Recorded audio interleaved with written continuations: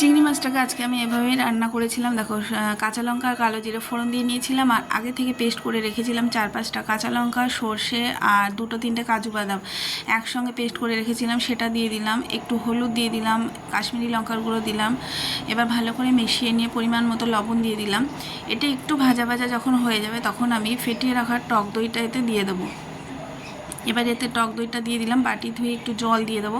এটাকে একটু মিশিয়ে নেব, মিশিয়ে নিয়ে ভেজে রাখা চিংড়ি মাছগুলো এতে দিয়ে দেবো। এবার ভেজে রাখা চিংড়ি মাছগুলো দিয়ে দিলাম, দিয়ে এবার মশলার সঙ্গে ভালো করে এটা কষিয়ে নিতে হবে।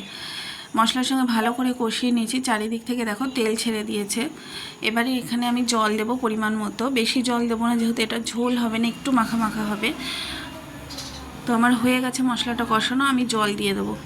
আর এই চিংড়ি মাছটা ছেলে খাবে না, মাও খেতে চায় না অ্যালার্জির জন্য, আমারই খেতে হবে একার। এদিকে হাজব্যান্ডও ভালো খায় না চিংড়ি মাছ। তো জল দিয়ে দিয়েছি, বেশি জল দেব না। এটা জল দিয়ে দিয়েছি, এবার এটা হতে থাকুক। নামানোর আগে একটু ধনেপাতা দিয়ে নামিয়ে নেব। আর খেতে সত্যি এটা ভালো হয়েছিল, মাকে জোর করে একটু দিয়েছিলাম, মাও বলেছিল যে খেতে ভালো হয়েছে।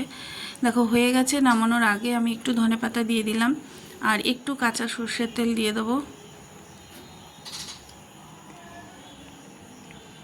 কাঁচা সর্ষের তেল দিয়ে দিয়েছি। এবার দেখো এটাকে নামিয়ে নেবো, একটু এরকমই মাখা মাখা হবে।